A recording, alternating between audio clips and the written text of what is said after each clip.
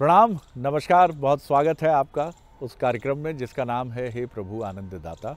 और इस कार्यक्रम को लेकर आप अपनी प्रतिक्रियाएं, अपनी रिएक्शंस हमें निरंतर भेजें। हमारा जो व्हाट्सएप मैसेज के लिए जो नंबर है 7009694440। आज जो हम जिस विषय पर बात करेंगे वो एक बहुत ही रुचिकर और दिलचस्प विषय है। तुलसी बाबा की तरफ हम चलते हैं, एक चौपाई से बात शुरू करते हैं। आश्रम एक दिख मग माही। रामचंद्र जी विश्वामित्र जी से कह रहे हैं, ताड़का, मारीच और सुबाहु का वध करने के बाद आगे यज्ञ के लिए प्रवृत्त हो रहे हैं लक्ष्मण जी के साथ, अपने अनुज के साथ, और एक सुनसान सा आश्रम दिखता है रामचंद्र जी को। तो वो विश्वामित्र जी से पूछते हैं, आश्रम एक दिख मग माही, खग मृग जीव जंतु तह नाही। पूछा मुनहि सिला प्रभु देखी, सकल कथा मुनि कहाँ विशेषी। ये बात वो जब कहते हैं कि यहाँ तो ऐसा लगता था कि कभी मनुष्य रहा करते थे, जीव जंतु होते थे, लेकिन आज इतना सन्नाटा, इतनी नीरवता क्यों है। तो विश्वामित्र जी बड़े भेद से मुस्कुराते हैं और कहते हैं, हे जगत के परमात्मा, इस ब्रह्मांड के कण कण को समझने वाले दिव्य आत्मा, आप तो सब जानते हैं, आपकी दृष्टि कहाँ नहीं होती, फिर भी आप ये प्रश्न कर रहे हैं। तो प्रभु श्री राम अपनी मंद स्मित मुस्कुराहट के साथ कहते हैं, वो जानते हैं कि गुरुवर तो सब अंदर बाहर सब समझते हैं। तो वो ये कहते हैं कि प्रणाम करता हूँ आपको, लेकिन बात आपकी बिल्कुल ठीक है कि मेरी दृष्टि कण कण में है। मैं इस ब्रह्मांड के कोने कोने को निरखता हूँ, परखता हूँ, और यहाँ जितनी जीवात्माएं हैं, तमाम जो व्यक्तित्व हैं, उन सभी को मैं देखता हूँ और उन सब पर मेरी दृष्टि होती है। ये बहुत महत्वपूर्ण बात है, क्योंकि जीवन के कई पल और क्षण ऐसे आते हैं जब हम ये मान लेते हैं कि नहीं, हमें कोई नहीं देख रहा। कई बार तो हमारी दृष्टि ऐसी भी हो जाती है कि हमें ऐसा लगता है कि हमें हमारे माता पिता या इष्ट मित्रों के अलावा कोई भी नहीं देख रहा है, कोई भी हमें नहीं जानता है। ये भाव हमारे मन में आ जाता है, लेकिन हम ये भूल जाते हैं कि परम पिता परमेश्वर, ईश्वर हमें देख रहे हैं। तो ये भाव अपने भीतर मजबूती से रखना कि आप ये देखिए, आपकी दोनों तरफ से ये मदद करता है। आप जब अशुभ कर्मों की तरफ बढ़ते हैं तब भी कोई आपको देख रहा है। उस समय चाहे आपकी पत्नी ना देखे, माता पिता ना देखे, मित्र ना देखे, समाज ना देखे, लेकिन कोई है जो ये कह रहा है कि मैं इस पूरे ब्रह्मांड को परखता और निरखता रहता हूँ, देखता रहता हूँ। कोई ऐसा कोना नहीं है जहाँ मेरी दृष्टि नहीं जाती। और कई बार जब आप अच्छा करने के बाद दुखी होते हैं कि कौन देख रहा है साहब, अच्छा करने का क्या फल है, लेकिन नहीं, ये विश्वास कि कोई देख रहा है। और ये मॉनिटरिंग की दृष्टि जो ईश्वर की है, ऑफिसेज में, जिन ऑफिसेज में बड़ी अच्छी मॉनिटरिंग है, वहाँ कार्य की गुणवत्ता बड़ी उत्तम होती है। तो इस संसार रूपी ये जो पूरा एक ऑफिस है, इसको देखने वाला बॉस जो है वो ईश्वर है। तो अपने कर्म पर बहुत दृष्टि रखना बहुत आवश्यक है। लेकिन ये तो एक प्रारंभिक सा विचार मेरे मन में है, इस पर आज हम बात करेंगे, समझेंगे अपने विद्वान वक्ता प्रोफेसर डॉक्टर सुरेंद्र बिहारी गोस्वामी जी से, जो मानस मर्मज्ञ हैं, भगवत गीता के अध्येता हैं। प्रणाम कर रहा हूँ गोस्वामी जी। जी, आज आपने जो चिंतन छेड़ा है शरद जी, वो मैं समझता हूँ कि परमात्मा का वो विराट स्वरूप जो उन्होंने महाभारत के युद्ध में अर्जुन को दिखाया था जी, या वो विराट स्वरूप जो वेद वर्णित है, और वेदों में अनेकों अनेक बार देवताओं ने उनके दिव्य दर्शन किए हैं जी, और कवियों के कलम जहाँ थिरक गए हैं, जहाँ उन्होंने अपने वर्णन करते हुए परमात्मा के सहस्त्र मुख, सहस्त्र नेत्र, सहस्त्र आँखें और सहस्त्र भुजाओं की परिकल्पना की है।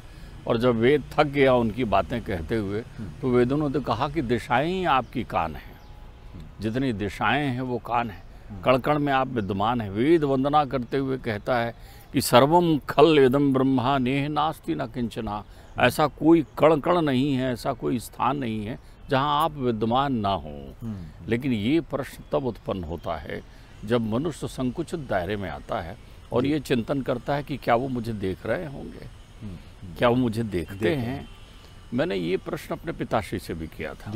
ब्रह्मलीन मेरे पिताजी जब प्रत्यक्ष थे तो उन्होंने कहा कि बेटे, जब तुम्हारे मन में ये भाव आए कि क्या परमात्मा मुझे देख रहा है या कभी मुझे देखते हैं, तो समझ लेना उनका अनुराग तुमसे बढ़ा है और वो तुम्हारे सन्निकट तुमको अपनी अनुभूति दे रहे हैं। तब वो, जब तुम्हें लगे कि वो नहीं देख रहा है, तब वो तुम्हें जरूर देख रहे होते हैं। जिस भी पल तुम्हें लगे, कोई ऐसा कार्य करते समय हुए जब आपके मन में ये भाव उत्पन्न हो कि मुझे कोई नहीं देख रहा है, तो आप समझ लीजिए परमात्मा पक्का आपको देख रहे हैं और उसकी अनुभूति दे रहे हैं। भास, वो एक ऐसा छाया तपो योग विदो बदंती जो कहते हैं, वो छाया की तरह अनुभूति दे देते हैं। तभी तो आपको लगता है कोई है क्या, तो आप उसको दूसरे रूप में कहते हैं मुझे कोई देख नहीं रहा है। वो अंतर अनुभूति में होता है। हमारे यहाँ आत्मा को साक्षी गोपाल कहा गया है। जिसके मंदिर में आप जाते हैं तो आत्मा ही साक्षी गोपाल, वहाँ साक्षी दीजिए। हाँ, वहाँ साक्षी दीजिए।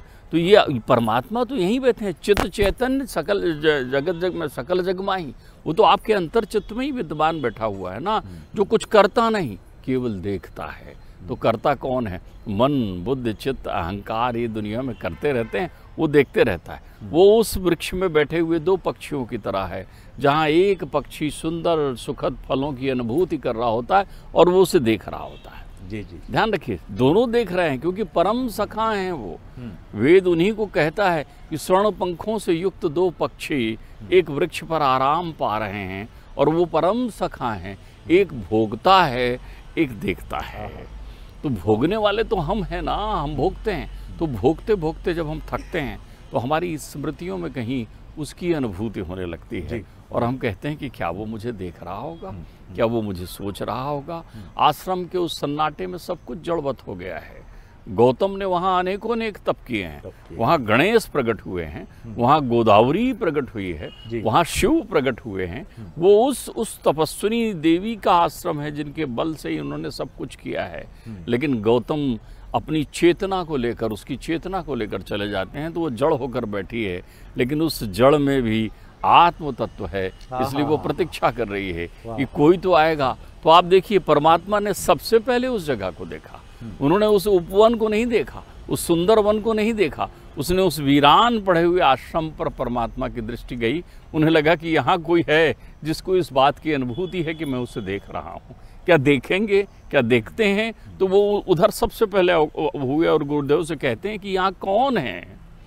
गुरुदेव उनसे नहीं कहते कि देखो राम, यहाँ पर ये आश्रम सुनसान पड़ा हुआ है। परमात्मा प्रश्न करते हैं क्योंकि आकर्षित कर रहे हैं। तो जब भी आप अपने चित्त में इस बात की अनुभूति करें तो आप समझ लीजिए परमात्मा आपको देख रहे हैं। परमात्मा तो रथ पर बैठे हैं ना, परमात्मा का तो स्वागत कर रहे हैं पूरी हस्तिनापुरी के लोग ना। परमात्मा के सत्कार के लिए तो 56 भोग बनाकर बैठा है दुर्योधन ना। वहाँ चारों तरफ है, उस भीड़ में, बहुत भीड़ में एक दाढ़ी वाला, एक परमात्मा का परम भक्त, हस्तिनापुर का विद्वान मंत्री विदुर भी तो कहीं खड़ा है ना। वो केवल ये देख रहा है कि क्या मेरी तरफ एक नज़र पड़ेगी परमात्मा की, क्या वो मुझे देखेंगे एक बार। इधर विदुरानी अपने घर में बैठी हुई है, वो सोच रही है कि क्या परमात्मा कभी मेरे घर आएंगे, क्या परमात्मा हमारे बारे में भी कभी सोचते हैं, क्या मेरे घर आएंगे। वो चक्रवर्ती साक्षात भगवान कृष्ण जब पहुंचते हैं तो पूरी हस्तिनापुर बिछ गई है। भीष्म उनके स्वागत में है, द्रोण उनके स्वागत में है, धृतराष्ट्र शंखनाद करते हुए वहाँ खड़े हुए हैं, सारे प्रकार के वीर वहाँ खड़े हैं, कर्ण खड़े हैं, अर्जुन खड़े, अर्जुन नहीं है वहाँ तो दूत बन कर गए जी। अब दुर्योधन स्वागत कर रहा है इस भीड़ में। कनखियों से विदुर को ये भ्रम हो ही जाता है कि देखो परमात्मा ने मुझे देखा था, ये भ्रम हो जाता है। वो उसमें ही खुश हो जाते हैं कि आहा परमात्मा ने मुझे देखा, परमात्मा ने मुझे देखा। वो आत्मानंद में निमग्न हो जाते हैं। तो जब वो आत्मानंद में निमग्न होकर घर पहुंचते हैं तो उनसे विदुरानी पूछती हैं, सभा होती है, विराट स्वरूप दिखाते हैं, नाना प्रकार का निवेदन करते हैं भोजन के लिए। तो वो कहते हैं नहीं मैं भोजन नहीं करूँगा, मेरा भोजन कहीं और है, मुझे कहीं और भोजन करना है। इधर विदुर थके हारे घर पहुँचते हैं।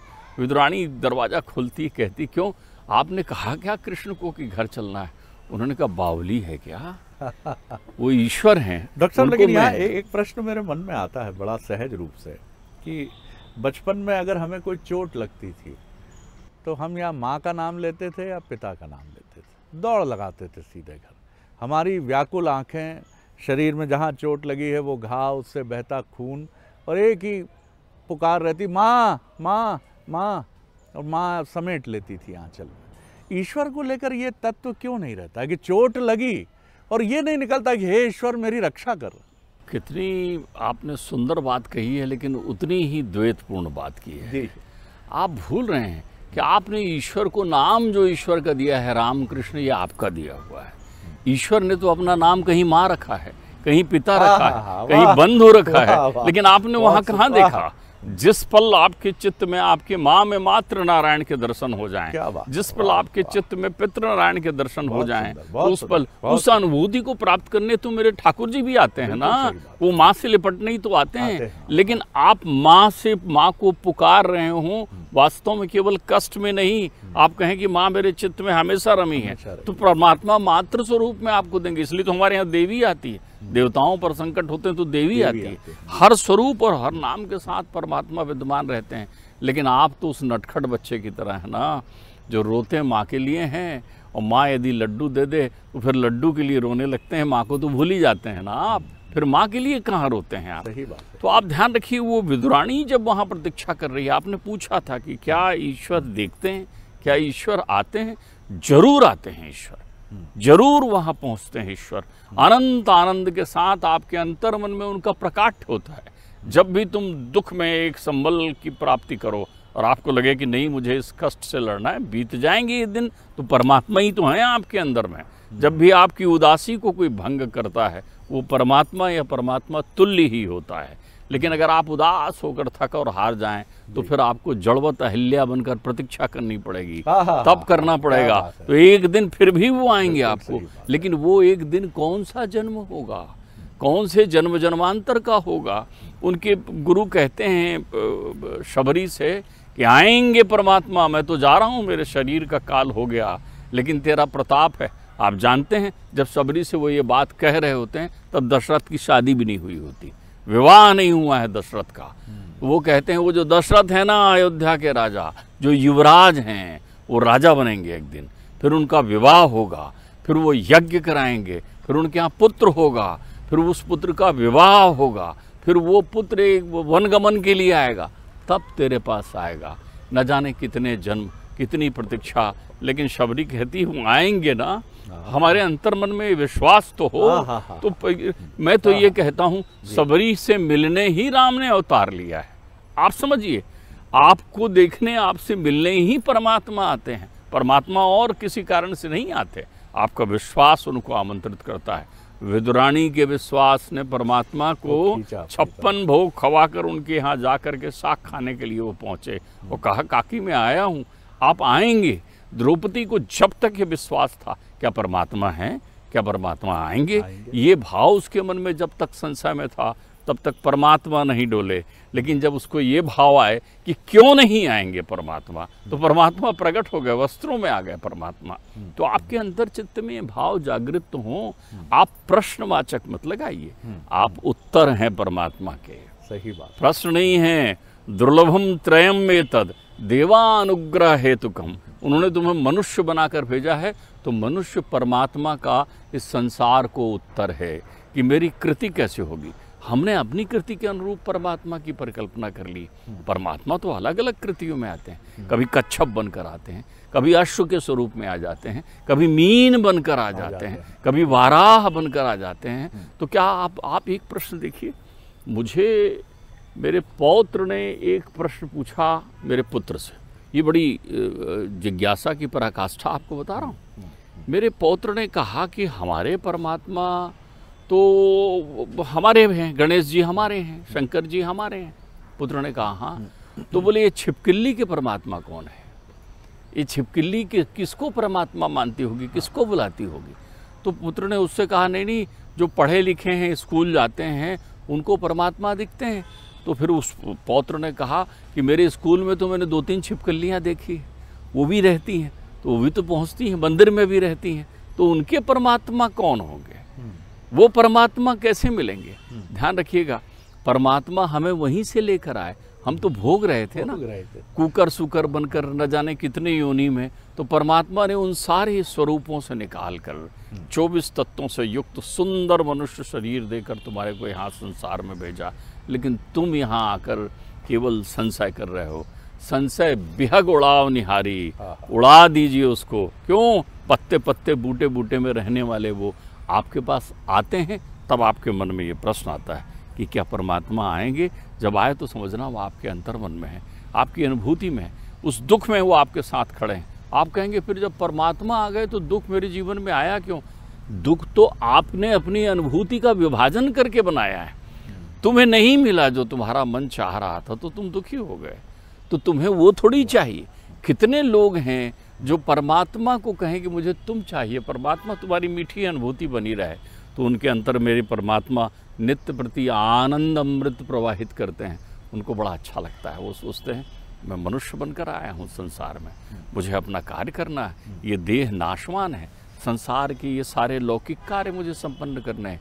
ये पुत्र है, ये संबंधी हैं, रिश्तेदार हैं, अधिकारी हैं, उनके बीच उनकी तरह रहिए। ये अभिनय का मंच है, यहाँ उस स्वरूप में रहिए। लेकिन वो डायरेक्टर, वो निदेशक हमेशा हर पल आपके पास है। और तब वो जरूर रहता है जब तुम कष्ट में रहते हो, जब तुम उदासीन रहते हो, जब तुम दुखी रहते हो, वो तुम्हारे पास जरूर विद्यमान रहता है। ये वही क्षण होता है। तभी तो कुंती ने, शरद जी, वो वरदान मांगा संसार में जो किसी ने नहीं मांगा।